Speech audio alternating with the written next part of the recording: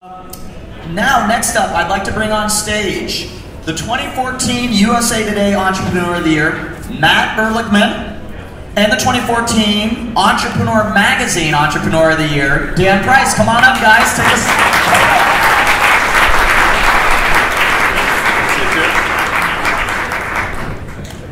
All right, these two gentlemen are the CEOs of two very fast-growing companies. Obviously, Dan Price is the CEO of Gravity Payments, and Matt Ehrlichman is the CEO of Porch. And we could not resist the opportunity to have two Entrepreneurs of the Year on stage at Startup Day. And we will have a little bit of a special competition, just to tease ahead, at the very end of this to determine who is the true Entrepreneur of the Year for the Seattle market. So be sure to stick around. Don't leave. Seattle's so awesome, we have two Entrepreneurs of the Year. Most cities don't claim that. So we have to have a final Survivor-esque challenge to see what happens. So stay tuned for what's going to happen next. So just jumping in, guys. So tell us a little bit about how you got to this point, because Dan, you have been building this company for years, many years. And Matt, your company is one of the fastest growing companies in the region, to the point that you've added hundreds of employees in the matter of just a year. So talk a little bit about your approaches to growth and developing your startups, because I think there's a nice contrast here between the two of you. Kick it off. Sure, definitely a contrast. So I grew up in a part of rural Idaho out in farm country, and I didn't know what a venture capitalist was, I didn't know what an entrepreneur was, I really had no idea about any of that kind of stuff. But I got exposed to a bunch of business owners. I got really passionate about independent businesses and the way they impact a community. I live in Magnolia, close to Ballard and everything, and you just walk around the street and it's like there's so many wonderful independent businesses that really shape my experience here, make it great. And so I was really inspired by them and wanted to help them out. But the whole idea of like building a big company, Seattle, big city, all that was pretty foreign to me. So that's kind of why I maybe started a little smaller. Go ahead, Matt. Yeah, I on the other hand, been an entrepreneur for as long as I can remember. I started my first business when I was 14 years old, and it was a summer camp for kids, and started my first technology company when I was at college. And I've had a couple of good runs and built up and sold a company and took one public. And for me, a couple of years ago, I wanted to try to go build a great company and do it pretty quickly. And so we did. We took a different approach to be able to capitalize the business and raise a bunch of money to be able to try to go fast. I don't know why I've been into that world, but just kind of how I've been. But talk about the different contrasts there, though, and different styles of growth. Because just to summarize that, Dan, you basically bootstrapped Gravity Payments to your success, and Porch has been venture funded here in the first couple of years.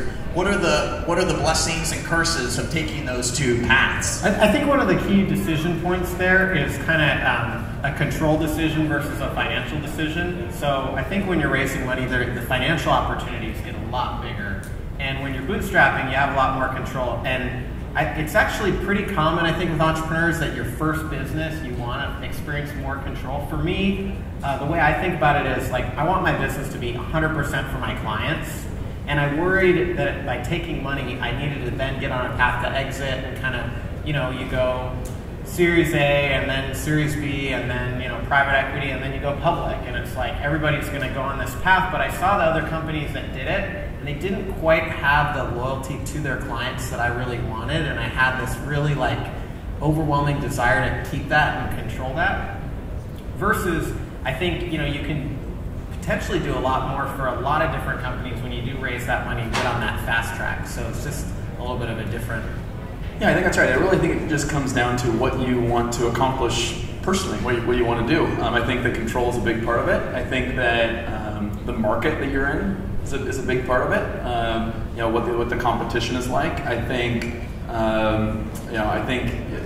how quickly, really the speed with which you either want to or need to go about building your business is a big part of deciding if you want to bootstrap it or raise money. I think that certainly speed can be highly correlated to raising money in terms of wanting to build it very quickly. So yeah, but I think control is part of it. I would also add to that basically there's one question that I think will lead a lot of people if they're trying to consider these two paths, which is, do you want to sell your company or go public in the next 10 years? If the answer is yes, then clearly it seems like raising money Is most of the time the way to go? If the answer is no, it's going to be hard as a startup company to raise money without some type of a plan or intention to exit. You've talked about this in the past, Dan, where I've heard you speak, where you thought that if you would have raised money in those early days, you thought you wouldn't have made it. You don't think you would have gotten to the success you are today if you raised money. Do you still believe that or not? I'm not sure I ever really believed that, or maybe I think what I said was that it just would have been different, right? We wouldn't have gotten to where we are today, but we might have gotten further. I think about that. You know, there's a local VC here in town that expressed a lot of interest that I turned down based on some of the issues around control. And you know, I think that it would have been different. Like, it'd be a completely different company. You know, I'd like to think that we still would have been successful, but you just don't know. It could make it totally different. Yeah, and Matt, on your hand, the growth that you've seen has just been astronomical. I mean, you're up to more than 350 people in less than 2 years. And one of the big themes today at Startup Day has been culture and establishing and maintaining culture. How do you maintain or instill the culture in hundreds of new employees at a time? It seems like that would just be really, really difficult. Yeah, it seems like you would still be defining your culture as you grow to 300 people. Yeah, I think I've been fortunate to have done it in the past. So you kind of enter into the company. I entered into the company with the idea of trying to build something really great, build something enduring. I think that generally control or exit is highly correlated to raising money. You know, we tried to raise money from strategic partners and try to be really clear that we want to build this for a very long period of time and not focus on a liquidity event or anything like that. But as you do grow that very quickly, I think that I think it is hard to do it. I think what's really important is to very early on, and I would encourage this for any entrepreneur, just think about the type of company that you want to build. Like, just try to be really conscious about it and try to write it down. And early on, it's very hard to reshape a culture in the future. You know, once it's pervasive in the DNA of a company, that's your culture. And so it's such an important thing that being conscious about that is absolutely critical. I think so much of culture is about who the people are in your company.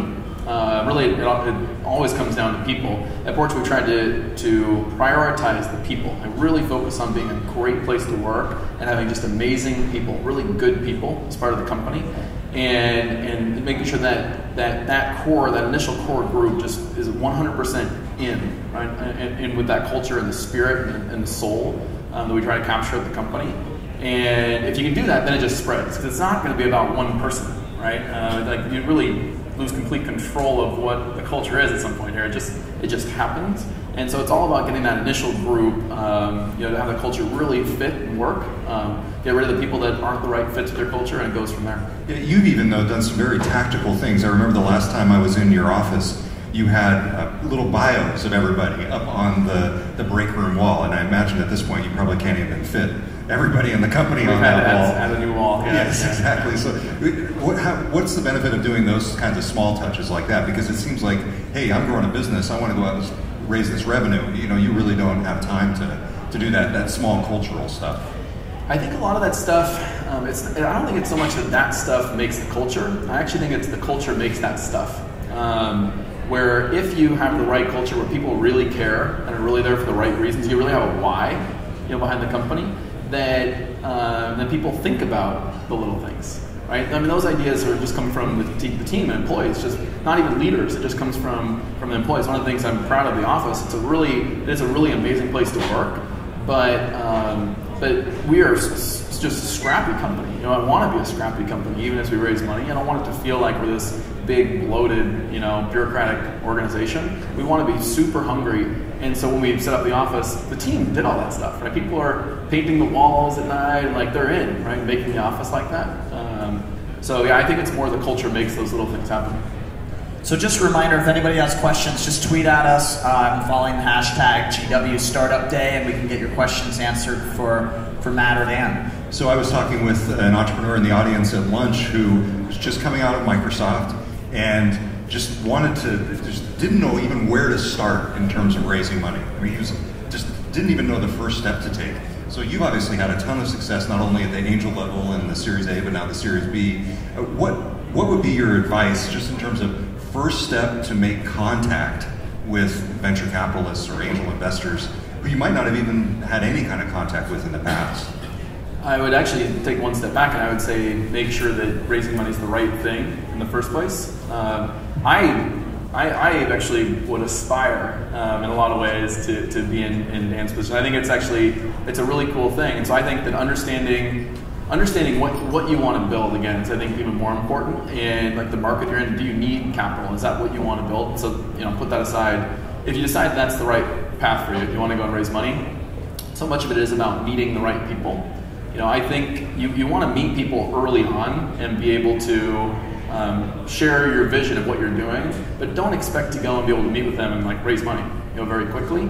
You want to be able to build a relationship with them for a period of time and show, hey, here's what I'm going to do, and go and execute and do better than that, right? And you just continue to do that over several months, and you start to build confidence and build respect and build a trust with those people. What I've found in terms of raising money is you get those initial people on board, and you can start to get momentum. And like anything in life, it is about momentum, where it becomes much easier to raise more money or get the other people on board. It's getting those first initial people. Last comment I'd have on this is raising money. It's a very unique time in a company's history. You don't get those opportunities very often. And I think it's so important to raise, don't just try to raise money, raise smart money. Be trying to build something that's special enough where people should want to participate, and you want to bring people in that are going to be able to add true value to the company outside of capital. We went out very specifically to CEOs or chairmen of different big companies that we wanted to go partner with, right, and be able to go get those people on board, and they brought great relationships that made a huge difference actually to Porch. And so I really encourage people to try to just go build relationships with the right, most strategic people, and that actually can have a huge impact on your company over time. So Dan, earlier today we heard some stories from Raj Singh and Mike Hilton of Concur, and Mike was telling the story about Concur when it hit some roadblocks and hard times, and they actually were valued at just $8 million, and it's amazing that they sold for $8 billion. You've been in this for a long time. Yes, exactly. Nice. Wish you would have invested back then. But talk about your own struggles, because I know you've been through some of those pits and valleys as well. When were you at your darkest hour in your own entrepreneurial voyage, and what did you learn from it? Yeah, I have been at this for a long time, as you said. The nice thing was at the very beginning, I was so young, I had such little in terms of expectations. So it wasn't very. You lost it all. You had nothing. Right? Yeah, exactly. It wasn't very dark. It was actually really exciting. But I'd work 18 hours a day regularly, and just kind of go, and that was the process. And was really excited by our clients, and just wanted to keep going at it. But I thought that I could just keep building the business like that, and was continuing to bootstrap without really any profit to speak of. And I thought, well, I'm really enjoying what I'm doing, and I'm building a company. Why do I need to make any money? And then 2008 hit, and basically we lost 20% of our revenue overnight, but I was running things so tight that there was no room to lose that. And so all of a sudden, we're losing money every single day, and we probably had about 5 months before everything ran out, and we're gonna have to make some really tough decisions like layoffs or benefits cuts or pay cuts, things that I really didn't want to do. And especially because with us growing, I knew, wow, I could lay off a bunch of great people, and then I'm gonna have to hire a bunch of people like a year later and be in an even bigger predicament. So I got everyone together, and what I found was half my team's really outdoorsy, they don't watch news, and the other half is like kind of does follow that stuff. So half the people thought they were gonna get laid off any day, and the other half of the people were coming in like asking for raises, and can we get a new ping pong table? All that kind of stuff. It didn't make any sense. So I got everyone together, and I basically said, hey, look, guys, we got 5-6 months before the money runs out. We're on pace to kind of beat it in 3 or 4 months. And then we had a couple clients go bankrupt where there was a big financial fallout that we had to take responsibility for. I mean, it ended up being really messy, but I remember laying down in my bed at night, and I would just imagine losing everything. And key employees I really cared about, I imagined how they could find another job and really benefit from that experience for the rest of their career. How I could try to help them. How it would be so liberating for me to all of a sudden have no responsibility and kind of be able to reinvent myself. And I just made peace with my worst case scenario, and it was pretty much the only way that I got through that dark time. So has that then changed your approach though now, as we're in these sort of heady times again? Are you Are you taking the Bill Gates approach where you have a year's worth of payroll? How are you approaching that? I am much more conservative. I basically learned to be a CFO over that year, and I got a lot more conservative financially. We basically just kind of plan for everything that can happen to happen, right? And try to figure out a way that we would survive it. And I don't think there's really any one key. Like, even if you have a bunch of cash in the bank, like, there's still things that could happen. But I definitely think, that's something that will help. Because you've gotten somewhat creative in terms of compensation, right? I'm remembering some stories that you wrote, John, about some unusual things that you've done since that time. Yeah, so there was one thing that happened that it wasn't like a huge expense to us or a huge benefit to our employees, but I thought it was totally unfair when they raised the payroll tax, because in my mind it was a key time economically, and like regular people making under $100,000 a year, it would hit them. And the big headline of all the politicians, Republicans and Democrats, were like, hey, we're not raising taxes for middle class and under. And no one, not a single news outlet other than, GeekWire, got to give GeekWire props, pointed out the fact that actually everybody was getting their taxes increased, like middle class, working families, all that kind of stuff. So we just decided for anybody making $100,000, we're going to give them a raise to offset the tax increase that was being swept under the rugs by the politicians. So this is a question for both of you. I'm curious, when you're just getting started, how you went about building and growing your initial team and got those people together and got them to believe and join you on the mission. And then I have a follow-up question on that about maybe when one of those team members didn't work out and how you dealt with that situation. But first off, the initial team, how did you guys put your team together and think about that? Well, so I was doing like 4 or 5 jobs when we started, but I actually put them on an org chart. And I just put my name on every spot on the org chart. So Dan the sales manager is managing Dan the sales rep is managing Dan the sales assistant. Who's taking out the garbage? Who's taking out the garbage. And I just put it all there. And I actually embraced each job as its own independent job and tried to think through how should this job be done. And spent a lot of time and tried to create just a little bit of documentation, like 1, 2, 3 pages on a piece of paper will go a long way for somebody. Create a little bit of documentation, and then my method was I would hire somebody, I would train them for that job, and the way I would train them was I'd tell them what we were going to do, then I would go out and do it, and they would watch me, and then eventually I would watch them do it, and then we'd practice, just the 2 of us, and we'd really spend a lot of time talking about it. I really took it slow. And, I probably spent, a couple hundred hours with them before they were out kind of flying on their own, which really helped for me, and it helped us to kind of have an organic internal growth culture. And it's still kept to today. Like, I'm proud to say the vast majority of the folks at Gravity, helping me build Gravity, it's like, this is like the highest position they've been in, and they're like constantly like seeing new areas of success that they haven't seen in the past. What about with you, Matt? How'd you build your initial team? I think when you're early on in a startup, almost everything that you do is really hard.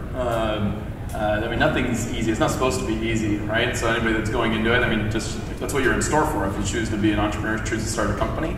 And it's all about perseverance, I believe. You're in for pain. Yeah, you really are. You really are. I just think you have to be prepped to be able to will every single little thing into reality, right? Just through force of will. And recruiting the early team is like that. I think of the early team members, probably more than half turned me down. The first time, trying to recruit specific people that I'd work with or specific people we wanted. Then you raised more money. No, I actually didn't. And that's the thing. It's like before you get to that point, you have something and you're on your way. You don't have anything, right? And it's just you believing and unending optimism that you can make it happen. And in every single conversation and interaction, is just willing it to reality, right? And so for us, it was the same thing with the team. Actually, we had lots of great people on the team through those interactions, but it's interesting for us. It was hard. Even for a company that ends up being well capitalized, or whatever, it's hard early on. And those are the things that make a big impact over time. I actually have a hard time separating like the rejection and the disappointment from the successes, because just like you said, you had to keep trying and asking. Like getting rejected is just part of it, and then like that's what leads to the successes. If you guys are going out there and getting no's, like that's a really good sign. If you're getting maybes or not getting any answer, you probably need to try a little harder. Mm-hmm. What about on the flip side, the second part of that question, a team member that didn't work out, an early team member that didn't work out, how did you deal with that situation? We one of the mistakes actually I think that I made early on was past company was headquartered in San Diego and we had an office up in Seattle. And when I started Porch, I had recruited a set of people from San Diego actually, some engineers and talent, good people, but it had 2 different offices early on. And so a mistake that we made is just having 2 offices. I thought we could do it because I had done it in the past company, but boy, it's so hard being remote, being separate. And so, whatever it was, 6 months, 8 months, 9 months in, made that hard decision that we wanted everybody together. And through that, we lost a few people. Just location weren't going to move. We moved 11 of the 15 engineers at that point up to Seattle, so they were on board, which ended up working out great. But it was really location driven. There was a mistake there, I think.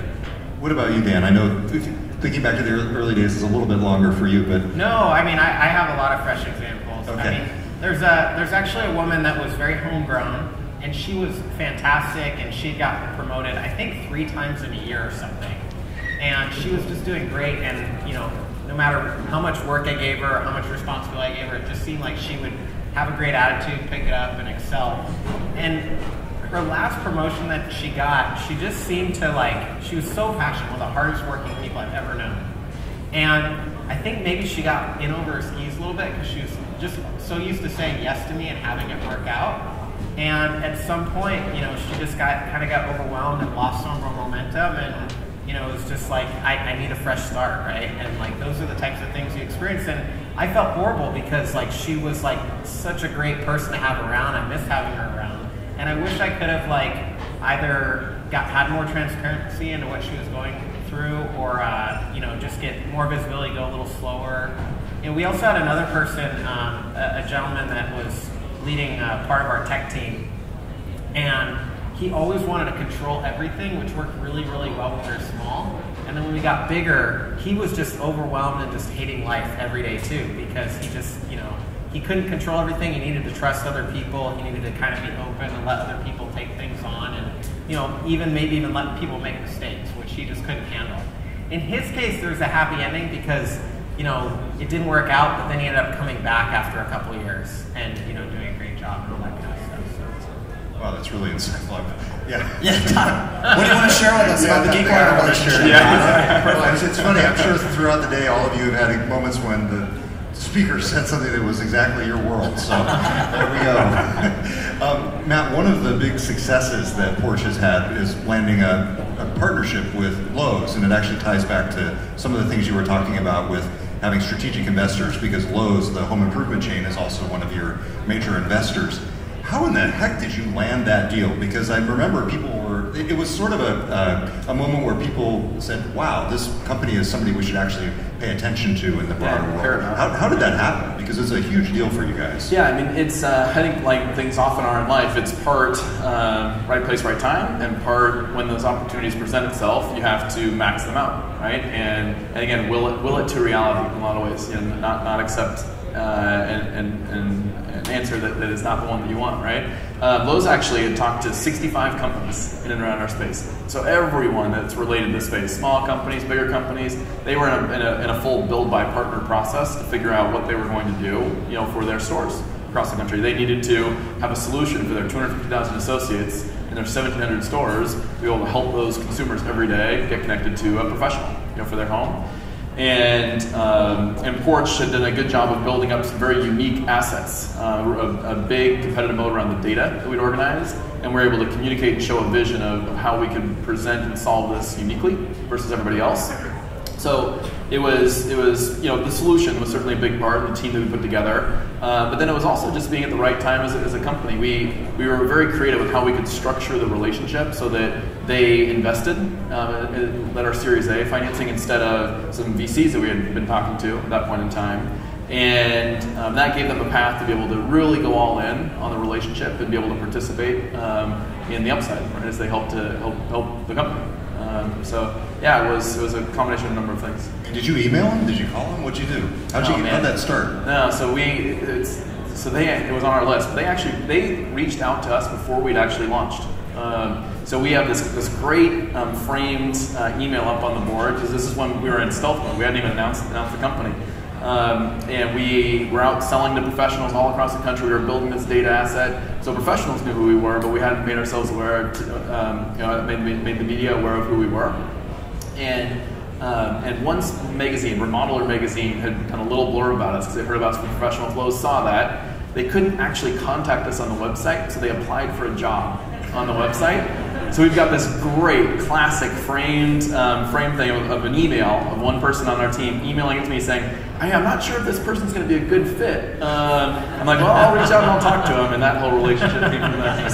Remodeler magazine, I love it. So, Dan, earlier today we heard from Ethan Stoll, who's been a client of yours for a long time. And so I wanted to ask the same question. How did you establish that business relationship with him very early on? Yeah. And can you just talk about business partnerships in general and how you approach those and try to get those structured? Well, so I used to literally walk into like 25, 30 doors during the day, canvassing, introducing ourselves, like telling people about, you know, what we had done for their neighbors and whatnot. And so I just like kind of cold called Ethan. I walked right in the door, and he was prepping in the back, and he came in, and I said, hey, you know, we did canvass a client of ours, a bunch of other high-end restaurants are clients, and here's something that we did for them. Kind of explain it to him, and you know, there was a little bit of math and business involved, but at some point he's like, where's your office located? And I was like, well, it's in Belltown. It's like, oh, that's not too far away. If I sign up with you guys, will you drink at my restaurant? I didn't say I was underage, but I said some other people would. So, you know, it was actually a really fun early relationship, and Ethan and I really hit it off, and he's such a generous guy. You know, at the time he had Union, which was like really nice, well-known restaurant, but he'd been written up by Esquire as one of the top new chefs in the United States, and he actually comped me and like my brother and our dates like a full like nice like 12 course meal, and it was so fun. One of the things I love about my business is I get to like know all my clients, and it's really fun. Yeah. And then what about just other partnerships in general? How you structure those, how you think about those today? Yeah, well, to me it's all about values alignment. So for us, we have a greater purpose of we're trying to shift and create change in our industry. We think it's really unfair for independent business owners, and basically have big banks, financial institutions, and other these big companies that kind of create a system where they get to tax all the independent, all the little guys, and we're trying to change that and fix that. And so the majority of people that approach us about partnerships, they're trying to figure out a way to do that very same thing of basically take more money from the little guys. And so we kind of have to shut down partnership discussions 9 times out of 10 right out of the gate. And so my key question I ask people is like, is this a revenue opportunity, or are you looking to actually add value for your clients? Like, what are you trying to do here?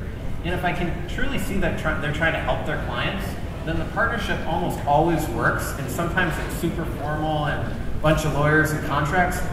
We have a big partnership where we literally have thousands of clients from one partner, and they've never asked us to sign a contract. We never asked them to sign a contract. There's no revenue sharing. There's no nothing. They just really want to help their clients.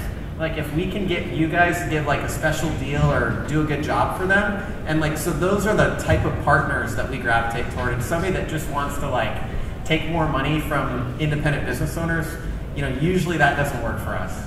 So I want to turn the tables here a little bit. I would like to hear, Matt, you asked Dan a question, and Dan, you asked Matt a question that might be a burning entrepreneurial question that the audience may get value. You can vamp a little bit while you think Dan, about it. What would you want to ask the Entrepreneur of the Year? And Matt, what would you want to ask the Entrepreneur of the Year? So I guess the question I'll ask you, Matt, is what's one thing that if you look back like 20, 30 years from now, if you haven't accomplished this one thing, you'd be really like sad or disappointed about it? Great question. So it's a broad question. I'll answer it. You know, there's 2 different parts of my life. Here's how I think about it: the family, and then business. And that's, for me, it's you know, very determined to be great at both those things. Right? Great husband, great dad, and great CEO. And so there's two answers. Because I wouldn't, if I, you know, when I'm old and I look back, I wouldn't be totally fulfilled, right? If I didn't accomplish something on both those. I just want to look back and not have regrets on my family side. That's one of the constant challenges that I have, is just making sure I really do a good job of being great there, with time being a scarce resource. And then on the business side, I really want to build a great company. That's the word that I use, but for me, that is about having it be a big company, but more importantly than that, it's about solving a real problem for real people that's out there. I chose this industry specific for that. Having a culture that is deep and authentic and real, really, really unique. Having people love to work there. Helping our customers, I think same thing. We're really passionate about that, really caring about our customers. Trying to build household brands, all that kind of stuff is wrapped into building a great company. So that's the purpose. That's why we did this thing. Love it. Matt, how about you? You talked before about how you have a lot of respect for Dan and how he's been able to bootstrap his companies to success. What would you ask Dan? The Entrepreneur of the Year, I might add. Yeah, what would be... Good one. So let's look ahead also. In the next X number of years, we define it, but in the future, what do you think are going to be the biggest challenges for you ahead? And what are the things as you look forward that you're most excited about? Well, so we have two big goals. One is that we want to be the most trusted kind of vendor or business that for any independent business owner that they work with in 25 different communities. And a community could be a geography like Seattle, but it could also be like a vertical, maybe software developers or somebody like that. We want communities that rally around us and just know 100% that anything having to do with payments, they can trust us, and they would trust us more than any other vendor. And then the other big goal is to basically create a model of changing entrepreneurship, kind of by and large from being about, changing the way the financial structure works, from being about greed to more about service to others. And not that it's one way or the other, but trying to dramatically shift it that way and create a model. So with those two things, it's a grind. And when I heard your story about how you got Lowe's and like your partners, a lot of it, what came to my mind is a lot of it was just like hustling and being flexible. And so I think just the big challenge is trying to prepare myself and my team to like be in it for the long run and to like not give up, to like stay patient, to keep going. Because for the types of goals that we have, we have a 10-year goal and we have a 40-year goal. And that's a long time, and it's easy to get distracted or think of something else. And so I just want to be able to stay focused and do that one thing. So we've got a lot of folks in the audience who are already running their own startups, involved in startups, some people just thinking about it right now. In that latter group, if somebody just came up to you after this session and said, hey, I've got an idea, what would be the criteria that you would judge it by to determine whether or not they should leave their six-figure job at a large company to start this new venture? What would be the key factors that they should look at to determine whether to make the leap? It's a great question. So many things. I'm sure we can come up with a long list. But some of the things that I think about are, is it something that they are deeply passionate about? Like, is there a why behind that? Like, I think so often people want to start a company for the purpose of just starting a company, and they're not really attached to it personally. And I think it's so hard to sustain the energy that's required through the roller coaster if you're not personally attached to it. I look for things where that particular individual has unique competitive advantages in some way over others. Because I guarantee you there's other people that are starting the same exact business or same market, same general ideas, and you have to be able to, through your personality, your skills, your background, or whatever it might be able to win. I think, and then it gets to what they're looking to do. I think if you want to build a big company, I think having a big market is really important, so you're not market constrained. And then lastly, having some type of a unique element about the company, a competitive moats or advantages or momentum, a really, really strong team, any of those things that are going to be able to give you advantages as you start to go. What else? I'll go with like really basic and very unsophisticated. The biggest thing, and Matt said it, is like, why do you want to do that? Because a big reason why a lot of people want to start their own business is they want to be rich or have financial freedom, and they want to have time freedom and like no boss. And the bad news is when you start your own business, you all of a sudden have like 1,000 bosses instead of one. And more often than not, your finances get worse, your time gets worse, like everything, at least initially, tends to get worse. And so if you're doing it to like have an easier life or like a better lifestyle or more money. And I sometimes question if somebody that has that type of motivation will be able to get through that initial time. Some will, but maybe a lot won't. And if it's something that you're basically willing, my dad asked me this question one time when I was a kid. What do you want, and what are you willing to sacrifice to get it? So if it's somebody that wants something so bad, wants to see a change or help certain people or whatever, that they're willing to give up all those reasons why most people go into business, then that's somebody that I think go for it. So I know we're coming to the close here, but there is one question I need to ask you guys. I know you're both Seahawks fans. I think you're both going to the Super Bowl this weekend. You're both going to the Super Bowl? Don't let that pass. I think that this is what rumor has it. This is heartbreaking. I'm supposed to be going to the Super Bowl, but I waited until the very end to buy tickets, and I don't know if you've seen, but the tickets are $10,000 a piece. Dude, you raised $65 million. Yeah, use some of that $65 million. Go to the Super Bowl. Is that what you do with VC money? The venture. Yeah, you got your credit cards. He's got his VC money. You guys could go on like some crazy entrepreneurial voyage down to Phoenix together and just like my $1 a year salary right now is not. I'm only gonna go if Andy Liu buys me a ticket. But Andy Liu, wherever in the world you are, I'm trusting you. He's a hustler. He can probably find you one. But in that vein, which Seattle Seahawk best represents your style of startup leadership? Russell Wilson, Marshawn Lynch, or Richard Sherman? And why? I have to go with beast mode on that one. You know, for us, we're not necessarily the best at like selling ourselves or talking about it. We're just worker bees. Like, we like to get in there and just get it done. You're all about the action, boss. All about that action, boss. Yeah. And you know, the team talks about, like, if you ask people on the team, I'm not like a huge football fan, but who really inspires you? The person that they talk about, I think it's really interesting, they all talk about Marshawn Lynch. Todd hates Marshawn. Don't say that in public. I'm talking about the team, because, and I think this actually is very relevant to startups. As a leader, I think you're going to be able to get way more mileage out of your team by going out there and leading by example and doing it, at least in different phases. You can't be controlling it or doing it all the time, than trying to talk about doing it. And I think Marshawn Lynch is just amazing. Yeah, can I need to defend himself now. I appreciate Marshawn Lynch's independence. He's obviously a fantastic running back. Where I have the problem with him, and this actually does apply to startups, is I think he perhaps unconsciously or unknowingly has put himself in front of the team at times through his actions, and I think that's where he starts to cause a problem. At any rate, good summary. Yes. I totally disagree. Let's turn this into a Seahawks podcast for the next hour. People want to get to drinks. Matt, I got to choose somebody else, so I'll choose Russell. I think the no sleep thing that Russell, it attaches to me in terms of just pure perseverance. You know, really willing it into a certain reality that you want. You've mentioned that 3 or 4 times. Yeah, I just think something to happen. You know, there's studies that people have actually done where, in terms of what types of traits are most correlated to success, to achieving a goal, and far and away the one that's most tightly correlated is perseverance.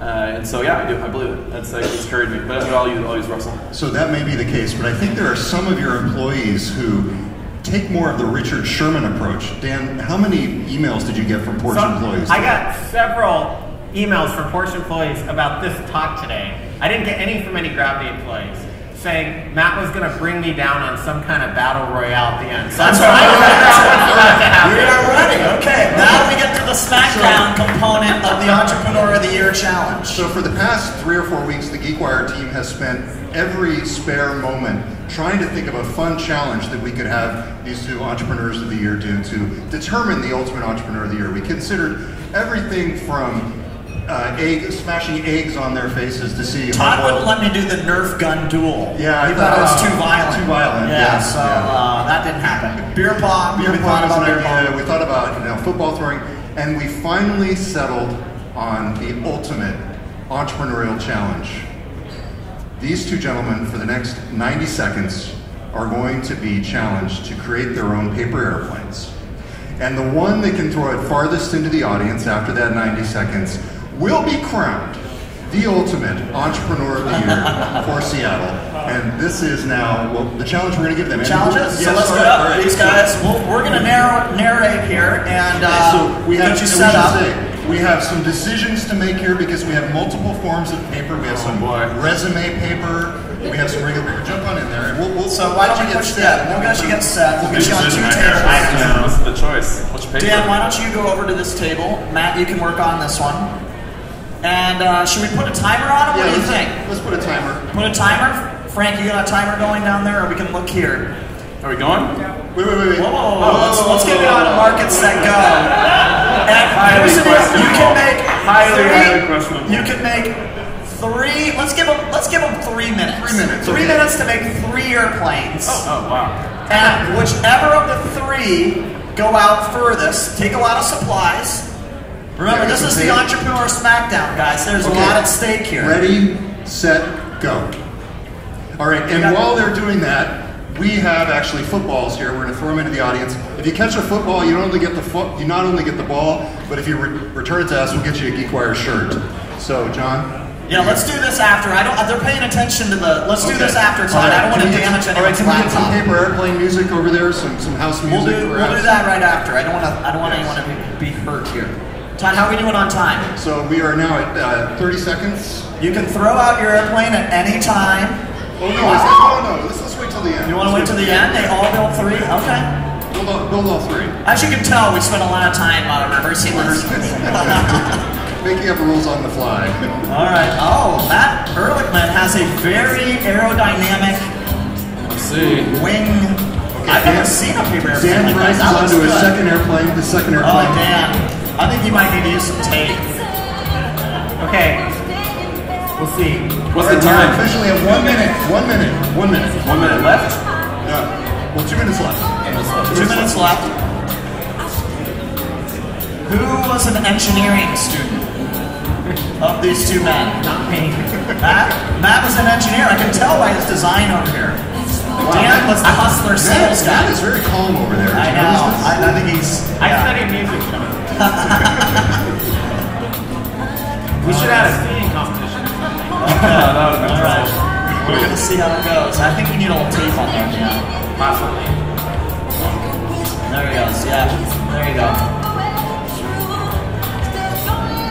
How are we on time, Ty? Give us a time check.